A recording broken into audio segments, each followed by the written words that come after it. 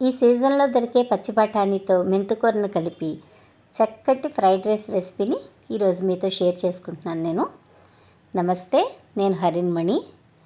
Welcome back to our channel Harinmani's kitchen.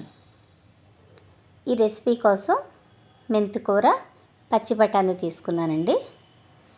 Okay, ముందుగా పెనం పెట్టుకున్నాను నేను. అందులో ఆయిల్ని కాస్త నెయ్యి కూడా వేసుకున్నాను నేను. ఇప్పుడు ఇందులో కాస్త షాజీరా, ఒక 2 బిర్యానీ ఆకు, ఒక చిన్న చెక్క, ఒక యాలుక, ఒక 5-6 లవంగాలు వేసుకున్నాను. వేసి అలాగే కారానికి సరిపడా పచ్చిమిర్చి కూడా వేసుకున్నానండి. నేను చాలా తక్కువ క్వాంటిటీలో చేస్తున్నాను కాబట్టి దానికి తగ్గట్టుగా పచ్చిమిర్చి తీసుకున్నా. ఇప్పుడు ఈ మెంతికూరని శుభ్రం చేసుకుని చిన్న చిన్న ముక్కల కింద కట్ చేసేసుకున్నాను. అది వేసేసుకున్నా. వేసి హై ఫ్లేమ్లోనే పెట్టి బాగా వేయించుకోవాలండి. ఇప్పుడు ఇందులో కొద్దిగా పసుపు కూడా వేసేసుకోవాలి. వేసేసి బాగా కలిపి మూత పెట్టి కాసేపు మగ్గించుకోవాలి. ఇలా పసుపు వేయడం వల్ల ఆకుకూరలో ఉన్న వాటర్ కూడా కాస్త తొందరగా బయటకు వచ్చేస్తుంది.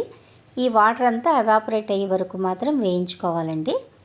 ఇప్పుడు ఇందులో కొద్దిగా అల్లం వెల్లుల్లి పేస్ట్ వేస్తున్నాను నేను. వేసి బాగా వేయించేసుకోవాలి, అల్లం వెల్లుల్లి పేస్ట్ పచ్చివాసన పోయే వరకు.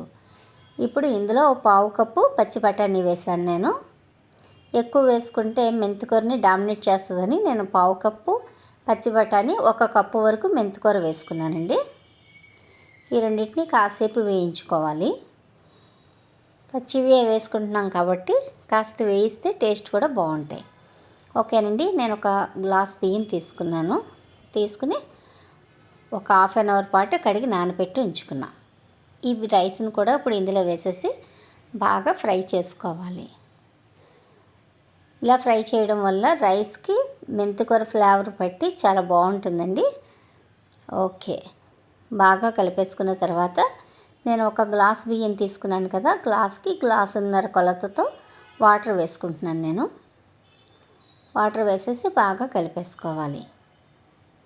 కలిపేసి ఇందులోకి టేస్ట్కి సరిపడా సాల్ట్ వేసుకోవాలండి. నాకైతే గ్లాసు బియ్యానికి 1.5 స్పూన్ వరకు సాల్ట్ పడుతుంది. ఓకే, నేను 1.5 స్పూన్ సాల్ట్ వేసేసాను. ఇక నేనైతే ఇందులో సాల్ట్ చూడాల్సిన పని కూడా ఉండదు.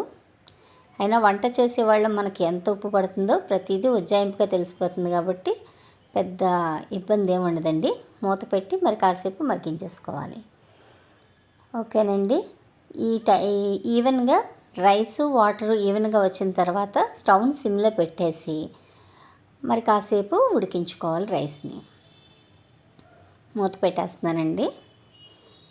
ఒక 5 మినిట్స్ తర్వాత చూసారుగా చక్కగా రైస్ అయితే ఉడికిపోయింది, పొడి పొడిలాడుతూ వచ్చేసింది. రైస్ అయితే రెడీ అయిపోయిందండి. కానీ ఇది వెంటనే మాత్రం సర్వ్ చేసుకోకూడదు. ఒక 5 మినిట్స్ పాటు మూత పెట్టి వదిలేసి అప్పుడు సర్వ్ చేసుకుంటే టేస్టీగా ఉంటుంది. ఇంతేనండి, చాలా సింపుల్గా ఈజీగా చేసుకునే మెంతికూర పచ్చి బఠానీ రైస్ రెడీ అయిపోయింది. మీకు నచ్చితే మీరు కూడా మీ ఇంట్లో ట్రై చేసి ఎలా ఉందో కామెంట్ చేయండి. Thank you for watching.